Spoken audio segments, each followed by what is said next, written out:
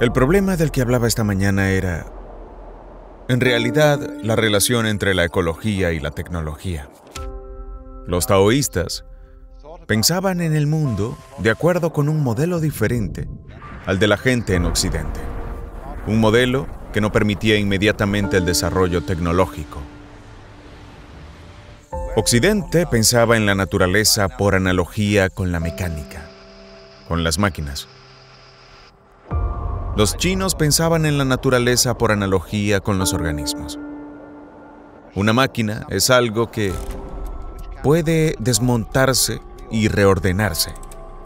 Algo que es el producto de un acto de ingeniería.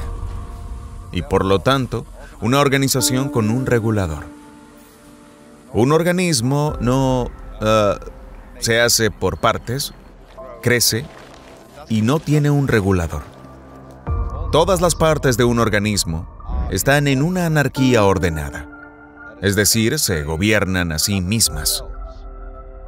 Y la palabra china para naturaleza, Zhiran, significa aquello que es así por sí mismo. Por lo tanto, aquello que funciona sin ser manipulado por alguna fuerza externa. Que en realidad tú eres el campo de fuerzas en el que tu organismo está situado. La autorrealización es, de hecho, darse cuenta como una experiencia sensorial de que tú eres ese campo de fuerzas, que eres tanto tu exterior como tu interior. Lo cual, por supuesto, nos lleva a algo que podemos experimentar, pero que no podemos definir. Y no podemos definirlo por dos razones. Una es que es demasiado complicado, y otra razón, aún más profunda, es que nos lleva a la raíz y base de la realidad. El continuo en el que todas las cosas existen.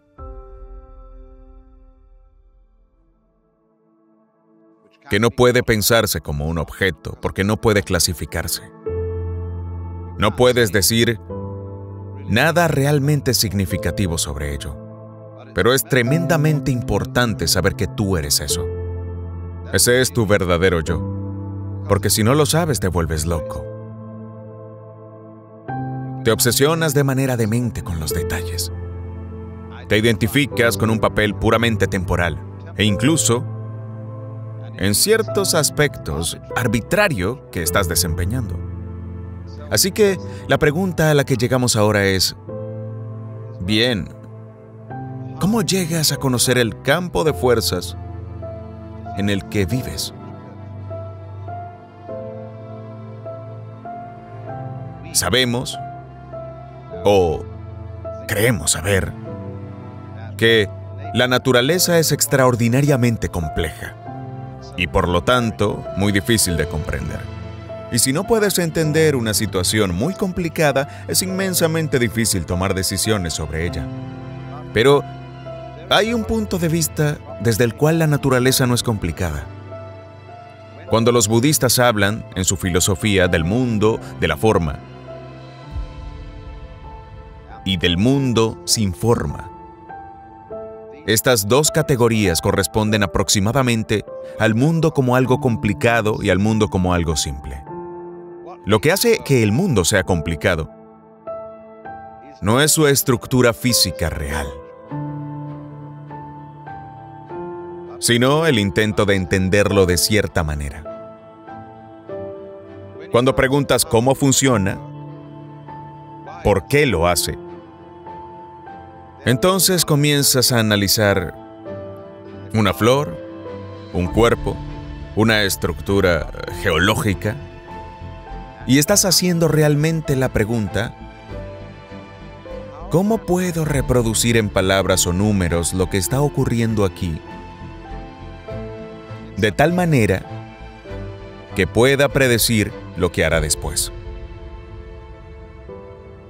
Eso es lo que muchas personas sienten. Las personas que están en el mundo científico y tecnológico. Pero evidentemente, hay un tipo de inteligencia que no es verbal ni computacional.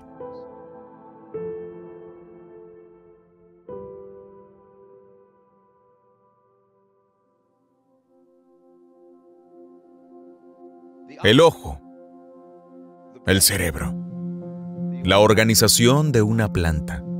Son evidentemente inteligentes. No son productos de la inteligencia. Como si algún tipo inteligente hubiera estado por ahí y dejado esto como una especie de huella de su competencia. El crecimiento de una planta es inteligencia en sí misma. Y la inteligencia es naturalmente algo que, expresado en palabras, siempre escapa a toda definición. Del mismo modo que el sistema nervioso, del cual depende la inteligencia, es incomprensible incluso para el neurólogo. Reconocemos la inteligencia cuando la vemos. Y la reconocemos en los patrones de la naturaleza donde esto está ocurriendo. Entonces, cuando ves a un ser humano y dices, ¿qué obra tan maravillosa es el hombre? Es extraordinario. La belleza de los ojos. La asombrosa organización y coordinación de las extremidades. Pero luego te das cuenta de que eso eres tú, aunque no sabes cómo lo haces funcionar. Y sin embargo funciona. Así que, en definitiva, lo que ocurre es que en toda tu organización y sistema nervioso, estás expresando una inteligencia que, vista desde el punto de vista del análisis consciente, es increíblemente compleja. Y sin embargo, desde su punto de vista, es perfectamente simple.